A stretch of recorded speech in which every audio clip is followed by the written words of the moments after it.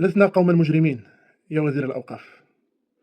بالأمس كنا من الخوارج، وقبلها كنا من المشوشين، وأصبحنا من الجهال، واليوم تصفنا بالمجرمين، أي الذين لا يقبلون بخطبة تسديد التبليغ أو مشروع خطبة الموحدة، فهؤلاء مجرمون.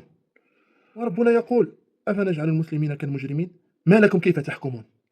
قلت أمام أمير المؤمنين أن الذكاء الاصطناعي عندما سألته قال لك أن المغاربة راضون عن الخطبة الموحدة، وعندما سألنا الذكاء الاصطناعي والذين نسأله فيقول بأن 90% من المغاربة لا يرضون عن الخطبة الموحدة. فهل 90% من المغاربة كلهم مجرمين؟ أليس هذا هو خطاب التطرف؟ أين هي خطابة المحبة وخطابة التسامح وخطابة الأخلاق والدعوة بالحسنى والآداب مع المخالف واحترام المخالف كيفما كانت ديانته، حتى لو سب ربي، حتى لو أنكر وجود الله، حتى لو استهزأ بنبينا صلى الله عليه وسلم؟ أضاق قلبك ذرعا أم أنك وصلت إلى سن لا تفهم فيها ما تقول؟ ضاق قلبك ذرعا بهذا الخلاف من أجل مشروع قد يفشل قد ينجح، تصف من خالفك فيه من المسلمين بأنهم مجرمين؟ مصيبة، كارثة. ودير استطلاع راي، وامر بالصحافه دير استطلاع راي في الشارع وشوف واش الناس يوافقوا ولا ما يوافقوا قدام الجامع. هادو كلهم مجرمين.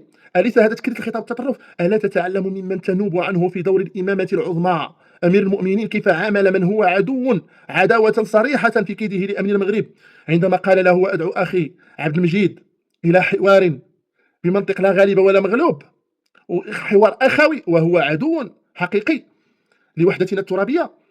ما تعلمتيش هذه من امير المؤمنين تجي تقول لنا علاش انتم ديروا راسكم تفهموا اكثر من المجلس العلمي؟ نعم، المجلس العلمي هو وحي نزل من السماء.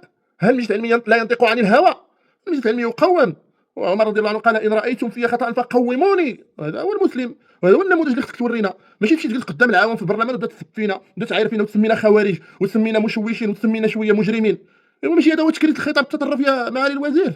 بأي ذنب، بأي جرم، بأي منطق، بأي قاعدة، بأي دليل؟ أعطينا شي دليل، أعطينا شي فقه، أعطينا شي دين. أنت تتكلم دابا بالدين أنت والله العظيم تتكلم بالهوى، ويجب أن تتبرأ وتعتذر للمغاربة الذين هم الجمهور الأعظم الذين يرفضون خطبة التوحيد أو تسديد التبليغ، تعتذر لهم عن وصفك لهم بالمجرمين. الله المستعان، الله المستعان. هكذا نحن نقول للمحسن إن أحسن أحسن حتى وإن خالفنا، وهذا الشيء اللي تعلمناه في المجالس العلمية في الحقيقة ومع مشايخنا وعلمائنا، وكنحترموا وزارة الأوقاف فيما أحسنت فيه، أما فيما أخطأت فيه نرده بالحسنى. لكن هل أنت تقدم نموذجا تربويا، نموذجا أخلاقيا عندما تصف المخالفين بالخوارج والمشوشين والمجرمين؟ ايوا هضروا أصحاب خطاب التسامح والمحبة والأخوة، ولا تعرفوا غير تجاروا على من خلفكم، تشكلون بمكيالين.